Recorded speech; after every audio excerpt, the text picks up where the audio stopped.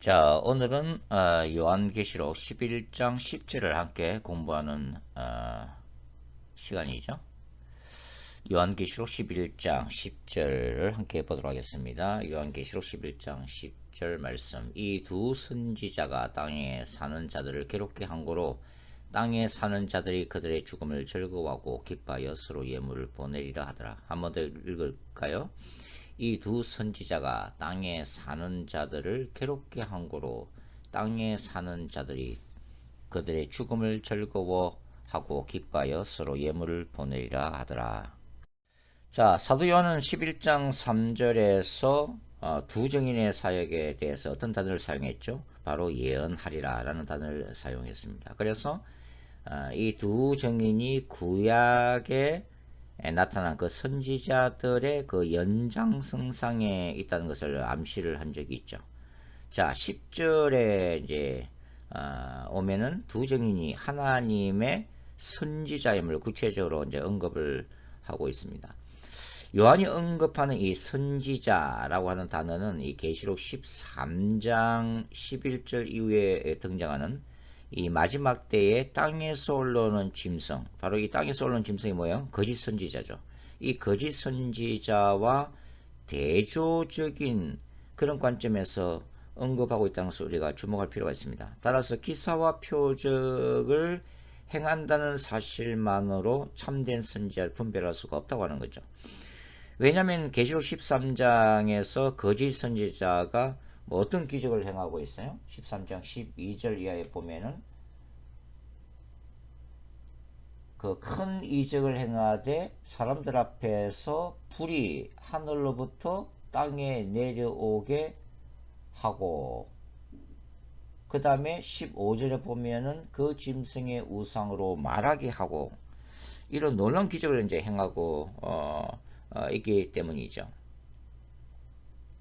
따라서 이 거짓 기사와 표적에 대한 경고는 대단히 중요합니다. 종말론적 교회 공동체에 필요한 것은 그래서 뭐예요? 이 마지막 때에 하늘로부터 성령으로부터 오는 이 참된 부흥을 위한 기적들과 또 다른 기적, 즉 사탄으로부터 오는 사람들을 미혹하기 위한 목적으로 일으키는 거짓 기사와 표적에 대해서 올바른 영적 분별력을 가질 필요가 있다고 하는 것, 이것이 굉장히 중요하다고 하는 거죠. 그래서 미국의 제1차 대각성 운동에 주역했던 조나단 에드워즈가 나중에 신앙 감정론이라는 책을 저술하게 되는데, 왜냐하면 이 참된 부흥 사이에서 일어나고 있는 거짓 부흥이 있다고 하는 거죠. 그것은 사탄의 역사도 있고 또한 참된 부흥을 모방해서 일어나는 거짓 부흥의 그런 징조들도 있기 때문에 영분별할 필요가 있다고 하는 것을 말하고 있다고 하는 거죠. 자, 예언 사역을 하고 있다는 자체도 또한 참된 선지자의 표지가 될 수는 없습니다. 구약 성서 안에서 참 선지자들이 언급하는 이 거짓 선지자 그룹이 등장하고 있습니다.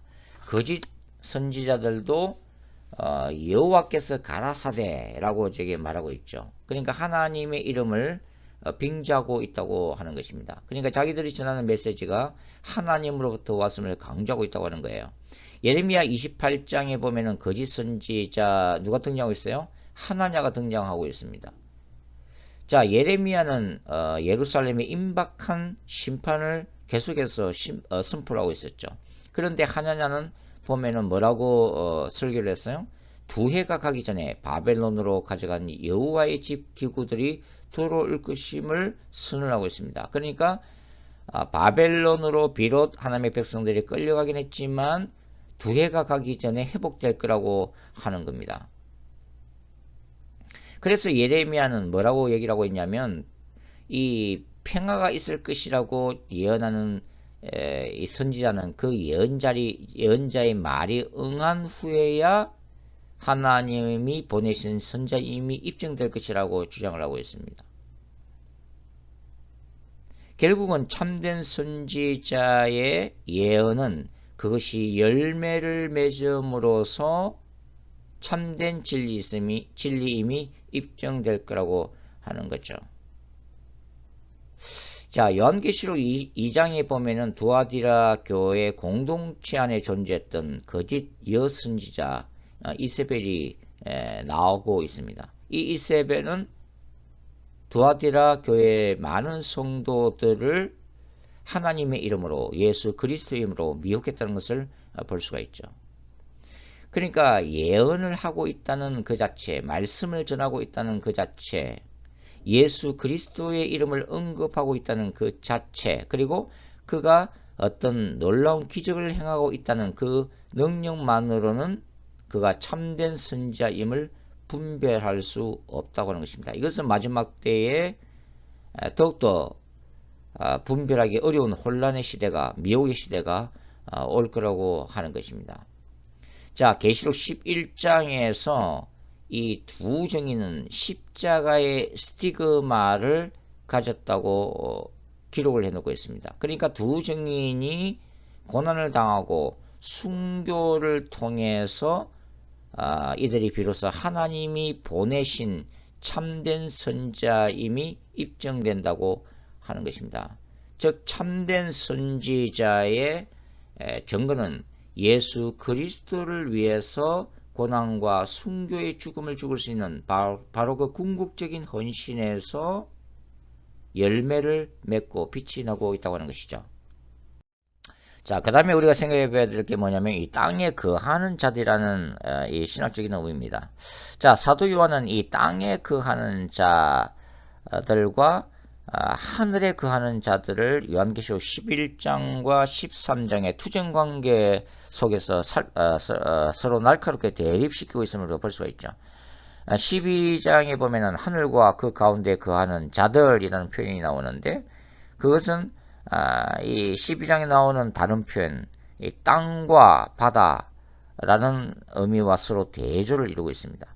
계시록 13장에서 땅과 바다는 사탄의 다스림 아래에 놓여 있죠. 바다에서 나오는 첫째 짐승과 땅에서 올라오는 둘째 짐승이 차례대로 소개되고 있기 때문입니다. 13장에서 땅에 거하는 자들은 어떤 자들과 동일한 자들이죠. 바로 바다에서 나온 짐승을 따르고 경배하는 사람입니다. 그리고 어린 양의 생명책에 기록되지 못한 자들이죠. 따라서 미혹된 자들이고, 그 다음에 이마에 짐승의 표를 받음으로 결과적으로 진노의 포도주 틀 속에 던져지는 자들이라고 하는 거죠. 그래서 이들은 결국 요한계시록 14장이나 요한계시록 20장에 보면 뭡니까? 거룩한 천사들과 어린 양 앞에서 불과 이왕으로 영원한 고난을 받을 자들이라고 하는 것입니다. 자, 반면에 하늘에 가는 자들은 어떤 자들이에요? 요한계시록 13장에 보시면 성도들이라고 불리우죠. 그리고 짐승의 우상에게 경배하지 않는 자들입니다. 결과적으로 마지막 추수에 참여하는 하나님의 백성들이죠. 요한계시록 14장, 그리고 요한계시록 19장에 따르면 어린 양의 혼인잔치에 참여하는 자들이고, 그 다음에 요한계시록 21장에 보면 하늘과 새 땅에 들어가는 자들입니다. 그러니까 요한계시록 전체에서 구원받는 이 하나님의 백성, 또 교회 공동체는 다양한 표현들이 등장되고 있는 자들인데요. 하늘에 속한 자들은 예언의 말씀을 읽는 자와 듣는 자와 지키는 자들이고, 그 다음에 하나님의 말씀과 예수를 전가하는 자들로도 표현되고, 그 다음에 이긴 자들이라고 이제 얘기하고 있고, 그 다음에 또 큰 환란에서 나오는 14만 4천의 허다한 무리고, 또 두 증인이고, 선지자와 성도들로 불리고 있고, 그 다음에 여자의 남은 후손이라는 표현도 동일한 표현이죠. 그 다음에 땅의 익은 곡식 이런 표현도 같은 표현이고, 그 다음에 하나님이 내 백성이라고 부르는 자들이고, 그 다음에 어린 양의 아내고, 그 다음에 어린 양의 종들로도 표현이 되고 있습니다. 자, 두 증인이 박해를 받는 이유가 뭐죠? 땅에 거하는 자들이 두 증인의 죽음을 기뻐하고 서로 선물을 보내고 있잖아요. 그 이유를 이 사도 요한은 접속사 이 호티라고 하는 헬라 단어를 사용을 함으로써 밝히고 있다고 하는 거죠. 그것은 이 두 정인의 예언과 그 다음에 두 정인에 의해서 초래되는 무시무시한 땅의 이적들을 더 이상 듣고 보지 않아도 되기 때문이죠. 자, 이 땅에 거하는 자들을 괴롭게 한 두 정인의 존재는 땅에 거하는 자들에게는 두려움과 정오의 대상이 된다고 하는 것입니다. 자, 괴롭게 만든다고 하는 이 헬라 단어가 바로 바사니조라고 하는 헬라 단어죠. 이 바사니조의 문자적 의미는 뭐예요? 시금석으로 금속을 사용해 시험하다 또는 고문하다라는 뜻으로 사용되고 있다고 하는 거죠. 요한계시록 9장 5절에서는 다섯째 천사의 나팔 소리와 함께 무저갱에서 나온 황충으로 인한 재앙의 결과로서의 고통을 의미하고 있습니다. 이러한 고통은 정갈이 사람을 쏠 때 바로 그 괴로움과 동일시되고 있는 거죠. 그래서 사람이 죽기를 구할 정도의 고통을 주고 있다는 것을 우리가 알 수가 있습니다.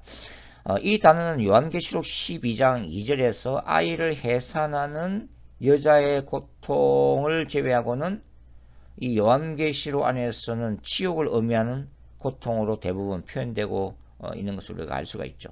요한계시록 20장 10절에서는 마귀와 짐승과 거짓 선지자가 불과 유황못에서 밤낮 괴로움을 받는 모습을 묘사하고 있다고 하는 것입니다.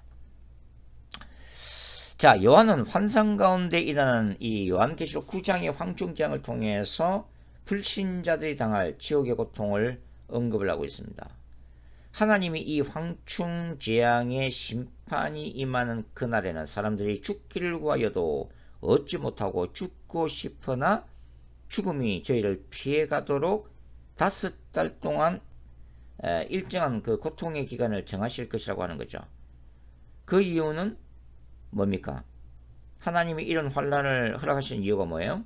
영원히 죽지 않고 계속될 지옥의 고통을 이 황충재앙을 통해서 경험하고 그 다음에 그 죄에서 돌이키도록 깨닫게 하기 위함이라고 하는 것입니다.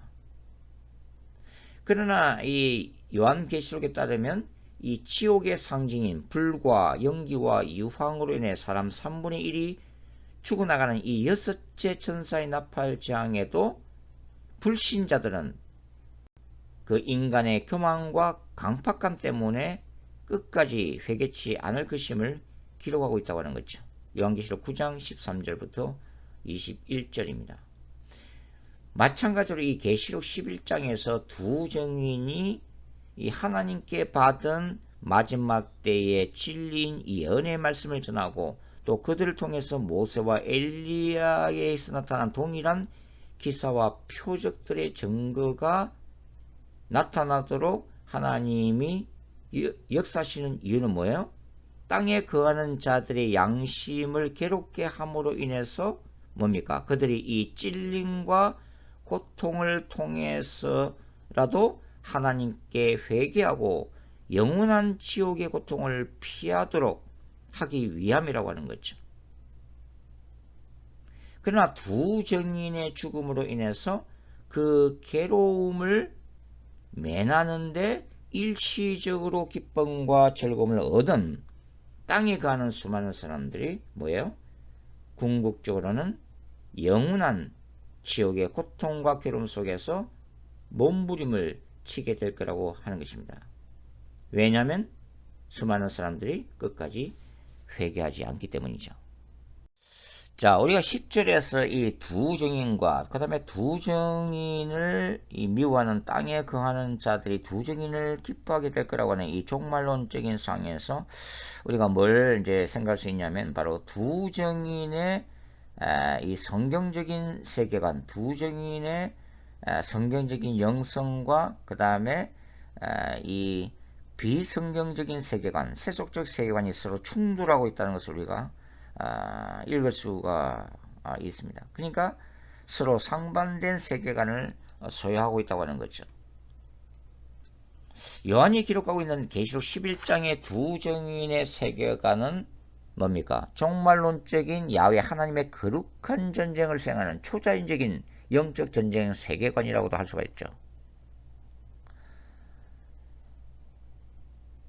요한계시록 요한계시록을 읽고 있는 또 그 말씀을 또 대표자를 통해서 그 낭독을 듣고 있는 이 소아시아 7교회 이 수신자들은 이 요한계시록의 세계관을 이해를 했다고 하는 것입니다. 그러니까 요한계시록의 세계관이 하늘 보좌와 천사들의 존재, 그리고 이 마지막 때에 심판을 집행하시는 하나님의 이 심판이 천사들 통해서 땅의 재앙으로 나타나고 있다고 하는, 바로 하늘과 땅이 서로 연결되고 있다고 하는, 보이는 세계와 보이지 않는 세계가 밀접한 관련을 맺고 있다고 하는 것이, 그리고 땅의 사건들이 궁극적으로 뭡니까? 하늘의 보좌에서 하나님의 뜻과 섭리와 계획에서 집행되고 있다는, 바로 이러한 세계관을 이해를 했다고 하는 거죠. 초자연적인 세계관을 이해를 했다고 하는 거죠. 그리고 궁극적으로 이 처음 하늘과 새하늘과 새 땅 사이의 인간과 역사 안에는 하나님의 나라와 사탄의 나라 간의 투쟁이 일어나고 있다는, 전쟁이 일어나고 있다는 그 진리를 깨달았다고 하는 것입니다. 자, 하나님의 이 종말론 중에 거룩한 전쟁의 대상은 누구예요? 바로 죄악된 도시들이죠. 복음을 받아들이지 않는, 예수 그리스도의 복음을 받아들이지 않는 이 죄악된 도시들이고, 엄녀 바벨론의 정치, 경제 및 종교 권력이죠. 그리고 적그리스도 체제로 나타나고 있습니다. 따라서 1세기 신자들이 이 경험한 박해와 고난의 배후에는 로마 제국이라고 하는 지상 권력을 통해 역사하는 악의 권세가 존재함을 신자들은 깨달아야만 했다고 하는 거죠. 그리고 그들 자신의 고난들에 대해서 오직 예수 그리스도에 대한 믿음과 인내로 승리함으로써 임박한 주 예수님의 재림을 준비해야 한다고 하는 임박한 이 메시지를 계속 받고 있다고 하는 것입니다. 그리고 궁극적으로 하늘과 새 땅이라고 하는 그 소망을 붙잡아야만 했다고 하는 거죠. 이것이 요한계시록에 나타난 초자연적이고 묵시적인 사상과 동시에 종말론적인 세계관과 요한계시록의 궁극적인 메시지라고 하는 것입니다. 자, 땅에 사는 자들이 붙들었던 이 세계는 어떤 세계관이에요? 세속적인 도시 엄녀 바벨론을 통해서 나타난 세계관이죠. 그것은 철저히 물질 중심적인 세계관입니다. 그리고 종교 다원주의적이죠. 지상 중심이고 현실주의 세계관이라고 할 수가 있습니다. 그러니까 요한계시록 17장과 18장에 언급된 바벨론은 요한계시록 21장과 22장에 하늘에 속한 자들의 궁극적인 도성인 새 예루살렘에 대조되고 있는 것인데, 그것은 바로 엄녀가 소유한 물질적인 풍요로운 물질을 추구하는 세계관이고, 사치스러움과 육체적인 음행과 영적인 타락과 또 지상적 쾌락주의라고 하는 것입니다. 이런 세계관이 땅에 거하는 자들이 궁극적으로 추구하는 가치관과 세계관이라고 할 수가 있는 거죠. 자, 요한계시록 17장 2절에는 엄녀가 그 음행의 포도주에 취했다는 표현이 나오고, 그 다음에 17장 6절에는 성도들의 피와 예수의 증인들의 피에 이 엄녀 바벨론이 취했다는 표현이 나오고 있죠. 이것은 엄녀 바벨론의 시스템, 엄녀 바벨론이라고 표현되어 있는 적그리스도 세계, 엄녀 바벨론이라고 표현되어 있는 이 죄악된 세상이 하나님의 세계, 하나님의 백성과는 공존할 수 없는 하나님의 대적 세력임을 알 수가 있다고 하는 것입니다. 그러니까 하나님의 백성들은 영적으로 사탄에게 속한 도시, 또 세상 권력으로 상징되는 엄녀 바벨론 가운데서 신앙을 지켜나가는 그 과정에서 많은 고난을 받고 순교의 피를 흘려야만 한다고 하는 것입니다. 하나님의 백성들이 추구하는 가치관과 초자연적인 영적 전쟁 세계관은 뭡니까? 뭘 말해주는 거예요? 때로는 이 마태복음 5장에 나타난 것 같이 착한 행실을 통해서 하나님께 영광을 돌리게 한다. 세상 사람들로 하여금 하나님께 영광을 돌리게도 하지만 궁극적으로는 뭘 얘기하고 있는 거예요? 예수님처럼 핍박을 받고 환난에 넘겨지며 모든 민족에게 미움을 받게 되리라고 하는 것입니다. 특히 1세기 이 요한 공동체의 경우 자신들이 이 세상으로부터 미움을 받는 공동체로 이미 인식하고 있다고 하는 거죠. 그런 것들이 요한복음 이 8장 31절이나 17장 14절 이후에 나타나고 있는 거죠. 이런 본질은 사실 지금도 변함이 없습니다. 극단적으로 얘기하면 신자들이 예수님의 믿음으로 살면, 말씀대로 살면 궁극적으로 세상으로부터 미움을 받게 되어 있다고 하는 거죠. 그 이유는 뭐라고요? 하나님의 백성들과 이 땅에 사는 이 세상 사람들이 추구하는 인생의 가치관과 목적이 서로 충돌하기 때문이라고 하는 거죠. 세상과 우주와 종말을 바라보는 양자 간의 사상이나 세계관이 첨예하게 충돌하고 있기 때문입니다. 그래서 사도 바울은 이 사상 또는 세계관들 사이에서 보이지 않는 전쟁을 강조하고 있는 거죠. 고린도후서 10장 3절부터 5절 말씀에 나타나 있습니다. 우리는 요한계시록 11장에서 두 증인이 교회 공동체와 그리고 불신 세상을 향해서 어떤 메시지를 전했는지 추측을 해낼 수 있습니다. 그것은 요한계시록 벌써 10장에서 작은 책을 사도 요한이 소화했고, 사도 요한이 먹고 소화해야만 했던 이 작은 책은 바로 이제 에스겔서와도 연결되고 있는 거죠. 왜냐하면 에스겔 3장에서 바로 이 책을 두루마리를 먹고 그 쓰디쓴 내용을 소화하고 있다고 하는 이 부분에서 우리가 연관지어서 파악을 할 수가 있다고 하는 것입니다. 그러니까 에스겔은 그 죄악으로 인해서 바벨론 땅에 끌려와 있던 이 포로 공동체를 향한 영혼의 파수꾼으로서 부름을 받고 있고, 그 다음에 이 죄에 대해서 지적하고 악한 길에서 떠나도록 선포하는 책임을 맡고 있고, 죄악을 미리 경고함으로써 죄를 짓지 않도록 할 선지자적인 직무를 부여받은 선지자라는 사실을 알 수가 있다고 하는 것입니다. 그러니까 이러한 그 에스겔의 사명은 사도 요한이 먹고 소화해야만 했던 이 작은 책, 뭐 결국은 그 작은 책이 이제 요한계시록이라고 이제 말씀드릴 수가 있죠. 좁은 의미에서, 뭐 넓은 의미에서는 하나님의 말씀 자체이고, 그러니까 이러한 내용들은 뭡니까? 죄악을 지적하고 회개를 촉구하는 그런 메시지죠. 그리고 거룩함과 예수를 통한 구원의 유일성과 임박한 재림과 종말론의 내용을 알 수가 있는 거죠. 최후의 심판을 알리는 내용이고, 영원한 천국인 새 예루살렘과 영원한 지옥에 대한 경고를 포함하는 그런 종말론적인 메시지였다는 것을 우리가 알 수가 있다고 하는 것입니다. 자, 이제는 요한계시록 11장 10절의 핵심적인 메시지를 한번 정리를 해보도록 하겠습니다. 자, 두 증인은 하늘로부터 들리는 진리의 음성을 듣는 선지자들입니다. 세상과 결코 타협하지 않는 그런 선지자들이죠. 그리고 구원받아야 될 이 땅에 잃어버린 영혼들과 제약된 도시들을 향해서 종말론적인 메시지를 불같은 열정으로 전하는 마지막 때의 선지자들입니다. 그들에게는 예수 그리스도께 주시는 담대함과 예수 그리스도 안에서의 성령의 기름 부으심이 있는 선지자들이죠.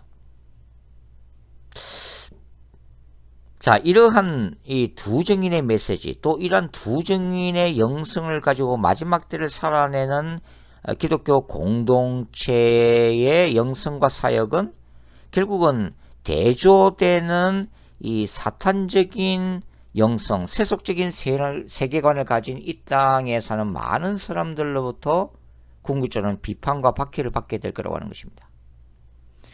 예수를 통한 구원의 유일성은 이미 지금도 종교 다원주의의 거센 반발을 사고 있는 거죠. 배타적이고 고집이 센 타 종교의 진리를 인정하지 않는, 그러므로 인해서 종교 간의 갈등을 야기시키고 그 다음에 세계적인 평화를 깨고 그 다음에 전쟁을 일으키도록 만드는 이런 독선적인 종교로 이미 비난을 받고 있다고 하는 것입니다. 자, 종교 간의 대화는 가능합니다. 그러나 예수의 유일성에 대한 타협은 거부되어야 한다고 하는 거죠. 야훼 하나님의 종말론적인 거룩한 전쟁의 대상은 궁극적으로 인간의 죄악 그 자체고 그 죄악 배후에서 역사하는 사탄입니다. 사실 타 종교인이나 불신 세상 속에 살아가는 복음을 받아들이지 않는 사람들이 거룩한 전쟁의 대상은 아닌 거죠. 그 죄인들은 우리가 예수 믿기 전에 바로 우리였다는 사실을 기억할 필요가 있습니다. 결국은 불신자들의 영혼은 하나님의 긍휼과 사랑 안에 있는 궁극적인 대상이라고 하는 것입니다. 마지막 때의 세상은 인공지능 시대를 통해서 결국은 이 종교 다원주의 사회가 될 거라고 하는 거죠. 그것이 적그리스도의 세계죠. 그러나 그럼에도 불구하고 수많은 사람들이 예수 그리스도의 복음을 거부함에도 불구하고 동시에 두 정인의 사역을 통해서 예수 그리스도의 복음을 받아들일 사람들도 있다고 하는 것입니다. 두 정인을 통해서 나타날 모세와 엘리야의 기적들을 보고 예수 그리스도를 받아들이는 사람들도 있다고 하는 거죠. 그것이 마지막 영혼 추수라고 하는 것입니다. 자, 오늘 여기까지 하도록 하겠습니다. 다음에는 또 이제 요한계시록 11장 11절을 같이 공부하도록 하겠습니다. 수고하셨습니다.